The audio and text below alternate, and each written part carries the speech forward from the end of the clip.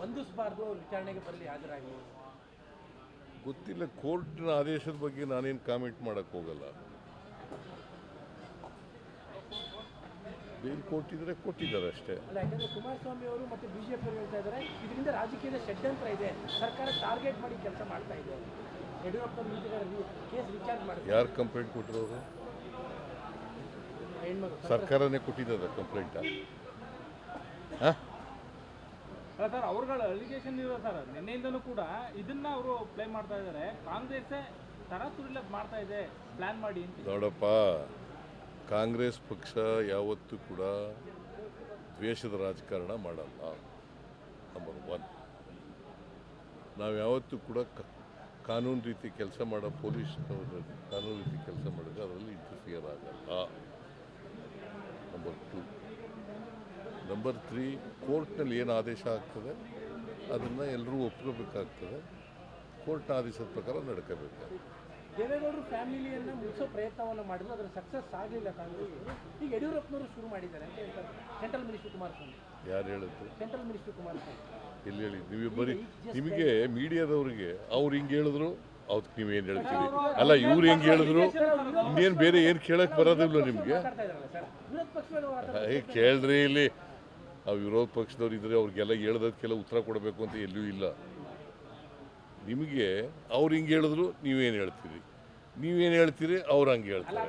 ಅದು ಬಿಟ್ಟರೆ ಬೇರೆ ಏನೂ ಇಲ್ಲ. ಟಿ ವಿ ಅವ್ರಿಗೆ ಹೇಳ್ರಿ, ಇಲ್ಲಿ ನಾವು ಯಾವತ್ತೂ ಕೂಡ ಪತ್ತೆ ನಾನು ಉತ್ತರ ಕೊಡ್ತಾ ಇದ್ದೀನಿ. We are not going to do vindictive politics. We are respecting rule of law. We are respecting law of the land. Whatever law says, we will go by it. We are law-abiding citizens. Sir, Darshan ಅವ್ರ ವಿಚಾರದಲ್ಲಿ sir, ಠಾಣೆಯ ಸುತ್ತ ಶಾಮಿಯಾನ ಕಟ್ಟ ಅಗತ್ಯ ಏನು ಕಾಣ್ತಾ ಇತ್ತು? ಗೊತ್ತಿಲ್ಲ, ಪೊಲೀಸ್ನವರು ಏನು ತೀರ್ಮಾನ ಮಾಡಿದಾರೋ ನನಗೆ ಗೊತ್ತಿಲ್ಲ. ನಮ್ಮನ್ನೇನು ಕೇಳ್ಕೊಂಡು ಮಾಡಿಲ್ಲ. ಗೊತ್ತಿಲ್ಲ ನನಗೆ ಯಾರು ಕಂಪ್ಲೇಂಟ್ ಮಾಡಿಲ್ಲ ಜನಸಾಮಾನ್ಯರು ತೊಂದರೆ ಆಗಿದೆ ಅಂತೇಳಿ. ನೀವು ಹೇಳೋದು ಬಿಟ್ಟರೆ ಬೇರೆ ಯಾರು ಬಂದು ನನಗೆ ಹೇಳಿಲ್ಲ. ಮೀಡಿಯಾದವ್ರಿಗೆ ಕೇಳ್ಕೊಂಡೆಲ್ಲ ನಾನು ಮಾಡೋಕ್ಕಾಗಲ್ಲ. ಕೇಳಪ್ಪ, ಇಲ್ಲಿ ಸಾಮಾನ್ಯ ಜನರಿಗೋಸ್ಕರ ನಾವು ಸರ್ಕಾರ ಮಾಡೋದು. ಸಾಮಾನ್ಯ ಜನ ಏನು ಹೇಳ್ತಾರೆ ಹಂಗೆ ಕೇಳ್ತೀವಿ. ಇದೇ ಪ್ರಕರಣದಲ್ಲಿ ಸಾಕಷ್ಟು ಜನ ತಮ್ಮ ಹತ್ರ ಬಂದಿದ್ರು, ದರ್ಶನ್ ಅವ್ರ ಪರವಾಗಿ ಲಾಬಿ ಮಾಡಲಿಕ್ಕೆ ಪ್ರಭಾವಿಗಳು ಬಂದಿದ್ರು, ಪ್ರಭಾವ ಬೀರ್ಲಿಕ್ಕೆ ಅನ್ನೋದು ಒಂದು ಸುದ್ದಿ ಆಗಿತ್ತು ಸರ್. ಸುದ್ದಿ ಅಷ್ಟೇ. ಯಾರು ಬಂದಿದ್ರ ಸರ್? ಯಾರೂ ಬಂದಿಲ್ಲ ನನ್ನ ಹತ್ರ. ಸುದ್ದಿ ಆಗಿತ್ತು ಅಂತ ಯಾಕೆ ಕೇಳ್ತೀಯ? ನೋ, ಕೇಳಪ್ಪ, ಈಗ ಹಿಂಗಂದ್ರೆ ಇವ್ರ ಪರವಸ ಅಪಾಯ ಮಾಡ್ತೀರಿ ಅಂತೀವಿ, ಹಂಗಂದ್ರೆ ಅವ್ರಿಗೆ ವಿಂಡಿಕ್ಟಿವ್ ಪಾಲಿಟಿಕ್ಸ್ ಮಾಡ್ತೀವಿ. ನೀವು ಏನು, ಐ ಕಾಂಟ್ ಅಂಡರ್ಸ್ಟ್ಯಾಂಡ್.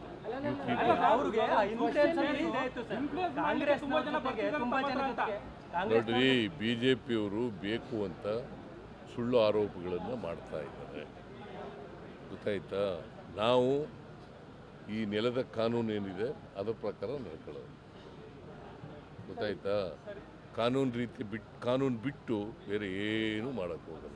ನಾವು ಯಾವುದೇ ದ್ವೇಷದ ರಾಜಕಾರಣ ಮಾಡಲ್ಲ. ಸರ್, ಈಗ ಮೈಸೂರು ಲೋಕಸಭಾ ಚುನಾವಣೆ ಭಾಳ ನಿರೀಕ್ಷೆಯನ್ನು ಇಟ್ಕೊಂಡಿದ್ರಿ, ಯಾಕಂದ್ರೆ ಭಾಳ ದಿನ ಆದ್ಮೇಲೆ ಬಂದಿರೋದನ್ನ ಕೇಳ್ತಾ ಇದ್ದೀವಿ. ದೊಡ್ಡ ಮಟ್ಟದಲ್ಲಿ ಹಿನ್ನಡೆ. ಹೌದು, ನಮ್ಮ ದೊಡ್ಡ ಮಟ್ಟದಲ್ಲಿ ಹಿನ್ನಡೆ ಆಗಿಲ್ಲ. 1ರಿಂದ 9 ಗೆದ್ದವರು ದೊಡ್ಡ ಮಟ್ಟದಲ್ಲಿ ಮೈಸೂರಲ್ರಿ 1ರಿಂದ 9 ಗೆದ್ದವರು. ಹೋದ್ ಸಾರಿ ಚಾಮರಾಜ ಸೋತಿದ್ವು, ನಾವು ಗೆದ್ದಿದ್ದೀವಲ್ಲ. ಚಾಮರಾಜನಗರ ಸೋತಿದ್ವಲ್ವೇನ್ರಿ? ಈ ಸಾರಿ ಗೆದ್ದಿದ್ದೀವಲ್ಲ. Part of Mysuru. ನಾನು ಈಗಾಗಲೇ ಹೇಳಿದ್ದೀನಿ, ರಿಯಾಕ್ಟ್ ಮಾಡಿದ್ದೀನಿ. ನಮ್ಮ ನಿರೀಕ್ಷೆ ರೀತಿಯಲ್ಲಿ ಬಂದಿಲ್ಲ, ಸೀಟ್ ಬಂದಿಲ್ಲ. ಮೈಸೂರು ಸೋತಿರೋದು ಸತ್ಯ, ಚಾಮರಾಜ ಗೆದ್ದಿರೋದು ಸತ್ಯ, ಚಾಮರಾಜನಗರ ಗೆದ್ದಿರೋದು ಸತ್ಯ. ಹಾಗೆಯೇ 1 ಸೀಟ್ನಿಂದ 9 ಸೀಟ್ ಗೆದ್ದಿದ್ದೀವಿ. ಆಮೇಲೆ ವೋಟ್ ಪರ್ಸೆಂಟೇಜ್ ಇದೆಯಲ್ಲ, ನಾವು 13% ಹೆಚ್ಚಾಗಿ ತಗೊಂಡಿದ್ದೀವಿ.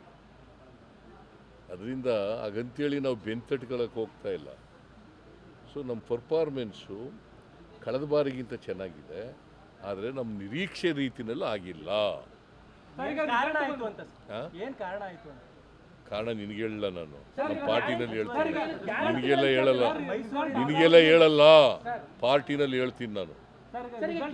ಮೀಡಿಯಾದವ್ರ ಮುಂದೆ ಎಲ್ಲ ಚರ್ಚೆ ಮಾಡಲ್ಲ ನಾನು. ಸರ್, ಈಗ ಗ್ಯಾರಂಟಿ ವಿಚಾರದಲ್ಲಿ ಏನೋ ಬದಲಾವಣೆ ಆಗುವ ತರದಲ್ಲಿ ಏನಾದ್ರು ಇದೆಯಾ? ಗ್ಯಾರಂಟಿ 5 ಗ್ಯಾರಂಟಿ ವಿಚಾರ, ಯಾವುದು 5 ಗ್ಯಾರಂಟಿ, ಯಾಕಂದ್ರೆ ಕೆಲವರು ಅದು ಮರುಪರಿಶೀಲಿಸಿ ಅಂತ ಹೇಳ್ತಾರೆ. ನಿಮ್ಮ ಪಾರ್ಟಿಯವರು ಯಾರು ಹೇಳಿದ್ರು? ಹಾಗಾಗಿ ಯಾರು? ಲಕ್ಷ್ಮಣ ಅವರು ಹೇಳಿದ್ರು ಸರ್. 5 ಗ್ಯಾರಂಟಿಗಳು ಕೂಡ ಮುಂದುವರಿತವೆ. ಪರಿಶೀಲನೆ ಆ ಥರದ್ದು ಏನಾದ್ರು ಪುನಃ ಮುಂದುವರಿತವೆ ಅಂತಂದ್ರೆ ಇನ್ನೊಂದು ಕ್ವಶನ್ ಯಾಕೆ ಕೇಳ್ತೀರಿ? 5 ಗ್ಯಾರಂಟಿಗಳು ಕೂಡ ಮುಂದುವರಿತವೆ. ಅದು ಬಡವರ ಪ್ರೋಗ್ರಾಮು, ಚುನಾವಣೆಗೋಸ್ಕರ ಮಾಡಿದ್ದಂಥ ಪ್ರೋಗ್ರಾಮ್ ಅಲ್ಲ. ಬಡವರಿಗೆ ಆರ್ಥಿಕವಾಗಿ ಸಾಮಾಜಿಕವಾಗಿ ಶಕ್ತಿ ತುಂಬಲಿಕ್ಕೆ ಮಾಡಿರ್ತಕ್ಕಂಥ ಪ್ರೋಗ್ರಾಮ್. ಅದರಿಂದ ಆ ಕಾರ್ಯಕ್ರಮಗಳು, ಬಡವರ ಕಾರ್ಯಕ್ರಮಗಳನ್ನು ನಿಲ್ಲಿಸಲ್ಲ. ಸರ್, ರಾಜ್ಯದಲ್ಲಿ ಮತ್ತೆ ಮುಂಗಾರಿನ ವೈಫಲ್ಯದ ಲಕ್ಷಣಗಳು ಕಾಣ್ತಾ ಇದೆ ಸರ್. ಮಳೆ ನಿರೀಕ್ಷೆ ಪ್ರಮಾಣವಾಗಿ ಬರ್ತಾ ಇಲ್ಲ. ನೋಡೋಣ, ಇನ್ನೂ ಇದೆಯಲ್ಲ ಈ ತಿಂಗಳು, ಇನ್ನೂ 10 ದಿನ ಇದೆಯಲ್ಲ. ಮೋಡ ಬಿತ್ತನೆ ಮಾಡಬೇಕಾದ್ರೆ ಮೋಡ ಇರಬೇಕು. ಮೋಡ ಬಿತ್ತನೆ ಅಂದ್ರೇನು? ಮೋಡ ಇದ್ರಲ್ಲೂ ಬಿತ್ತನೆ ಮಾಡೋದು? ನಿನ್ಗೆ ಅರ್ಥ ಮಾಡ್ಕೊಳ್ಳೆಯ. ಮೋಡ ಬಿತ್ತನೆ ಅಂತಂದರೆ ಮೋಡ ಇದ್ದರೆ ಬಿತ್ತನೆ ಮಾಡೋದು. ಮೋಡನೇ ಇಲ್ಲದವ್ರು ಬಿತ್ತನೆ ಹೆಂಗೆ ಮಾಡ್ತೀರಿ? ನಾವು ನೋಡೋಣ, ಅದನ್ನು ಟೆಕ್ನಿಕಲ್ ಪರ್ಸನ್ಸ್ ಹತ್ರ ಕೇಳೋಣ. I am not an expert on that. Technical person 7ನೇ ವೇತನ ಆಯೋಗದ ಬಗ್ಗೆ ಬಹಳ ನಿರೀಕ್ಷೆಯಲ್ಲಿದ್ದಾರೆ ಸರ್ಕಾರಿ ನೌಕರರು. ಈ ವಿಡಿಯೋ ನಿಮಗೆ ಇಷ್ಟವಾದಲ್ಲಿ ಲೈಕ್ ಮಾಡಿ, ಶೇರ್ ಮಾಡಿ, ಸಬ್ಸ್ಕ್ರೈಬ್ ಮಾಡಿ.